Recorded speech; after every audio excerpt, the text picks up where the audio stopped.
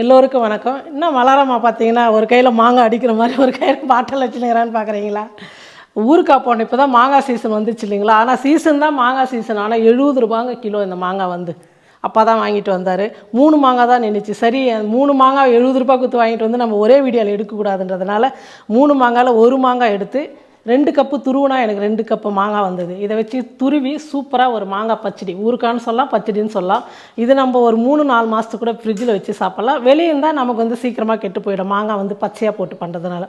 ஆனால் அருமையாக இருக்கும். தயிர் சாதத்துக்கு, சாம்பார் சாதத்துக்குலாம் வந்து சூப்பராக இருக்கும் இந்த மாங்காய் பச்சடி, மாங்காய் ஊறுக்காய்.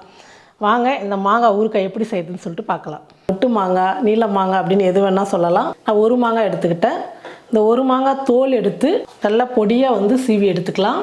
பாருங்கள், தோல் எல்லாம் சீவி எடுத்துகிட்டு நான் வந்து துருவி எடுத்துக்கிட்டேன். இப்போ ஒரு கப்பில் வந்து அளந்து எடுத்துக்கலாம். நான் வந்து இந்த கப்பில் வந்து அளந்துக்கிறேன்.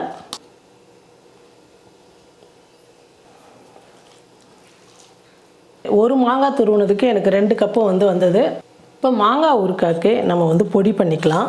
நான் 1 ஸ்பூன் வந்து வெந்தயம் எடுத்துக்கிறேன். இப்போ நம்ம சேர்க்குற எல்லாமே வந்து ஊறுக்காய் கூட சேர்க்க மாட்டோம். எந்த அளவுக்கு மாங்காய் எடுத்துக்கிறோமோ அந்த அளவுக்கு தான் நம்ம பொடி சேர்த்துக்குவோம்.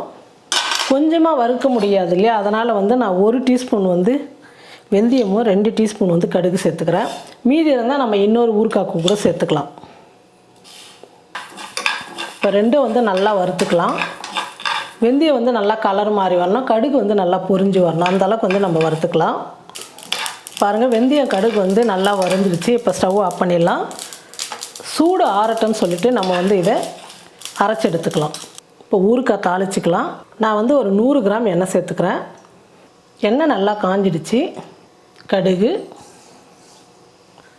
சீரகம் 1/2 டீஸ்பூன், 2 வரமிளகா.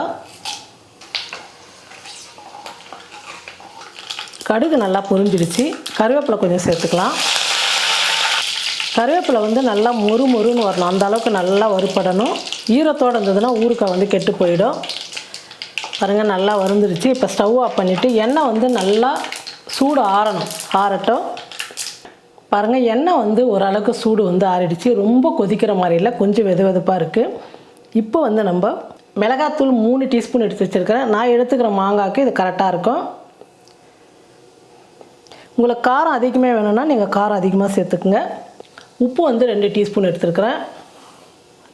பெருங்காயத்தூள் 1/2 டீஸ்பூன், மஞ்சள் தூள் 1/2 டீஸ்பூன், வெந்தயம் கடுகு நம்ம வறுத்த பவுட்ரு வந்து 1 டீஸ்பூன் சேர்த்துக்கிறேன். இது எல்லாம் சேர்த்து கலந்து விட்டுடலாம். இப்போ துருவி வச்சுக்கிற மாங்காய் வந்து சேர்த்துக்கலாம்.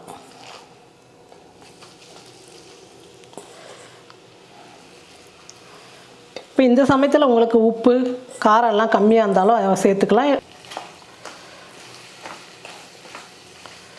பாருங்கள், நம்ம வந்து எண்ணெயோடு சேர்த்து கலக்கும் போது எண்ணெயே இல்லை. இப்போது 2 நிமிஷம் நான் அப்படியே விட்டுட்டேன். எண்ணெய் வந்து பாருங்கள் மேலே எப்படி வந்திருக்கு. எண்ணெய் வந்து நம்ம ஊற்றின எண்ணெய்லாம் மேலே வந்து எல்லாம் வந்து மிதந்து வரணும். அப்போ தான் ஊறுக்காய் வந்து சூப்பராக கரெக்டாக காரம் உப்பு எல்லாம் இருக்குது அப்படின்னு சொல்லிட்டு நமக்கு நல்லாவே தெரியும். தெரியாதவங்க கூட செய்யலாம் அளவு கரெக்டாக போடும்போது. இப்போ நான் சேர்த்துக்கிட்ட 2 டீஸ்பூன் உப்பு, 3 டீஸ்பூன் மிளகாத்தூள், எல்லாமே வந்து காரம் உப்பு எல்லாமே கரெக்டாக இருக்குது. நீங்களும் இதே அளவு சேர்த்து செய்யுங்க. உங்களுக்கு நீங்கள் அதிகமாக காரம் சாப்பிட்றங்க உப்பு சாப்பிட்றங்கன்னா பார்த்துட்டு நீங்கள் வந்து சேர்த்துக்குங்க. இப்போ நான் சேர்த்தது கரெக்டாக இருக்குது. இப்போ நம்ம வந்து இதே கடாயில் வந்து அப்படியே விட்டுடுவோம். ஒரு அரை மணி நேரம் இல்லை 1 மணி நேரம் வந்து இந்த எண்ணெயோடு எல்லாம் சேர்ந்து நல்லா ஊறட்டும். அதுக்கப்புறம் வந்து நம்ம ஒரு பாட்டிலில் வந்து ஸ்டோர் பண்ணி வச்சுக்கலாம். நீங்கள் இந்த மாதிரி செஞ்சு ஃப்ரிட்ஜில் வச்சுக்கும் போது 6 மாதம் இருக்கும் கூட இந்த ஊறுக்காய் வந்து கெட்டு போவது ரொம்ப சூப்பராக இருக்கும். இன்னும் நீங்கள் வந்து ரொம்ப நாளைக்கு இருக்கணும் அப்படின்னா எண்ணெயிலே நீங்கள் மாங்காய்லாம் போட்டு வேக வச்சிங்கன்னா அது ஒரு டேஸ்ட்டாக இருக்கும். இது ஒரு மாதிரி டேஸ்ட்டாக இருக்கும். எண்ணெய் வந்து சூடு பண்ணி ஊற்றுறதுனால இந்த மாங்காய் வந்து நல்லா வெந்துடும். துருவி தானே போடுறோம், ரொம்ப சூப்பராக இருக்குது சாப்பிட்றதுக்கு. நீங்களும் இதே மாதிரி மாங்காவை துருவி ஊறுக்காய் வந்து செஞ்சு வச்சுக்கோங்க. இப்போ இந்த மாதிரி மாங்காய் சீசனில் தான் நமக்கு மாங்காய் வந்து கம்மியாக கிடைக்கும். நமக்கு எந்த மாதிரியெல்லாம் ஊறுக்காய் போடணும், பச்சடி போடணுமா, இல்லை ஊறுக்காய் தாளித்து வச்சுக்கணுமா, வத்தல் போட்டு காய வச்சு வச்சுக்கணுமா, அந்த மாதிரி எது வேணாலும் செஞ்சு வச்சுக்கலாம். நீங்களும் இதே மாதிரி ஊறுக்காய் செஞ்சு பார்த்துட்டு எப்படி இருக்குன்னு சொல்லிட்டு மறக்காமல் கமெண்ட் பண்ணுங்கள், ஷேர் பண்ணுங்கள். நன்றி.